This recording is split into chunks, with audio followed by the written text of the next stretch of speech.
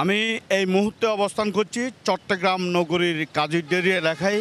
আমরা গতকাল দেখেছি বিকাল ৩টার পরেই চট্টগ্রাম নগরীর প্রেস ক্লাবের সামনে কিন্তু আন্দোলনকারী শিক্ষার্থীরা আন্দোলন করার কথা ছিল।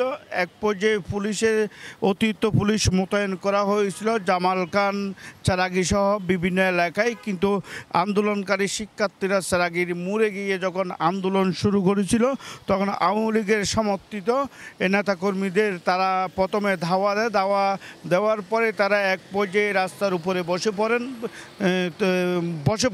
এরপরে কিন্তু পুলিশ এখান থেকে কয়েকজনকে আটক করার পরে পুলিশের সাথে তাদের পাল্টা দেওয়া হয় এবং এক পর্যায়ে পুলিশ সাউন্ড গ্রেনেড ছুড়ে তাদেরকে সরিয়ে দেওয়া হয়।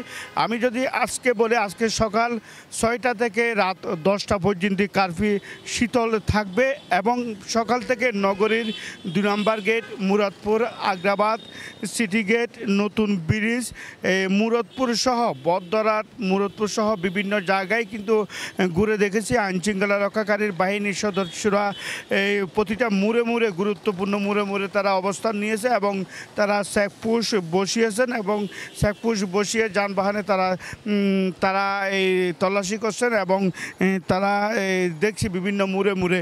তো সকাল থেকে কিন্তু এই জনজীবন চট্টগ্রামের স্বাভাবিক দেখছি, এই যানবাহন চলাচল করছে এবং এই ঘর থেকে সাধারণ মানুষ বেরিয়েছেন। অফিস আদালত খোলা রয়েছে। গার্মেন্টস কর্মীরা তারা তাদের নির্ধারিত সময়ে কিন্তু তারা তাদের প্রতিষ্ঠানে যোগ দিয়েছেন এবং সকাল থেকে কিন্তু আমরা এই পরিবেশ শান্ত দেখছি এবং চট্টগ্রামে এখনও শান্তিপূর্ণ পরিবেশ বিরাজ করছে। তো চট্টগ্রাম নগরী কাজীরডেরি এলাকা থেকে এই ছিল আমার কাছে সর্বশেষ।